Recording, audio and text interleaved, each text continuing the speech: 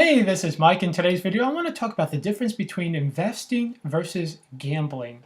So why am I talking about both of these subjects in one video? Is because sometimes people can treat their investments more like gambling.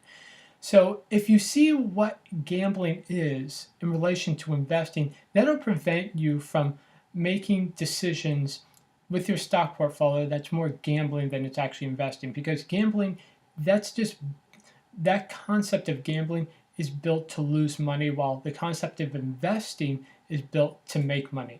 Okay, so let's start with the difference between investing and gambling, because on the surface there seems to be a big difference, but if you don't see the big difference between the two, you'll likely be gambling with your money instead of investing with it. So gambling involves more risk and reward and randomness, while investing involves less risk and in most cases involves more skill. Also, gambling has a built-in disadvantage, while investing has a built-in advantage. If you simply stay long in the S&P 500, you'll get an average of 9 to 10% a year over the long term. In gambling, there's a built-in house advantage that makes it impossible for people to profit in casino games and hard to profit in games where you're not betting against the house, like sports betting and poker playing. Also, there's no such thing as really a guaranteed payout in gambling outside of using arbitrage or detecting a casino error.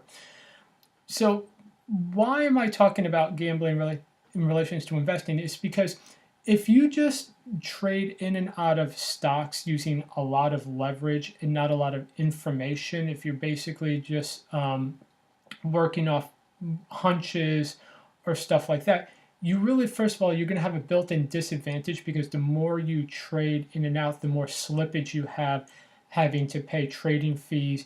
The fact that there's a spread in everything from stocks to currencies, and that will eat away at your money, and it eats away very invisibly at your money. And also, when you overtrade, you're subject to short-term capital gains. Now,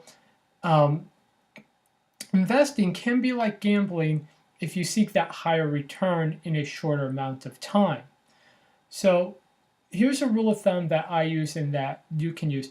If you're seeking to beat the S&P 500, if you're seeking to get more than a 10% a year return, now you are essentially speculating and you're getting close to gambling. Now, speculating is okay if you use a small amount of your overall investment portfolio, and like walking into a casino, you're willing to lose that money. If you're willing to lose all of that money that you're speculating with, whether it be 10% of your portfolio or 20% or 25% of your portfolio, that's fine, that's okay.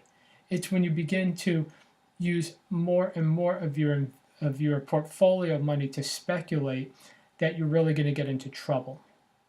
So one of the things that just be aware that when you speculate, you can lose a huge amount of your money and even your entire investment. So it's literally like walking into a casino. You could walk in with $1,000 to play blackjack and walk out with nothing.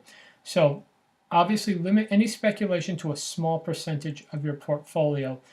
And also do not simply trade off of someone else's stock tips, because at that point you are pretty much gambling, since you're not using skill. Remember, one of the things about a casino, outside of, let's say, sports betting, poker, and in some cases blackjack and video poker, there's very little skill involved. It's just, you're just placing your chip on a certain part of a craps table, and you're just, pulling a lever on a slot machine or pressing a button on a slot machine. So if you're just basically buying a stock over a tip or a hunch, there's no real skill involved with that, and that is pretty much gambling. Also, be very careful of leverage. Obviously, casinos, they kind of operate on sort of a leverage where you're betting, $10 to win $10 or betting $10 to win $50. If you're using $1,000 to essentially bet $3,000 on leverage, that's pretty much that's a gamble, because the chances are you're going to lose all of that money when you're using leverage.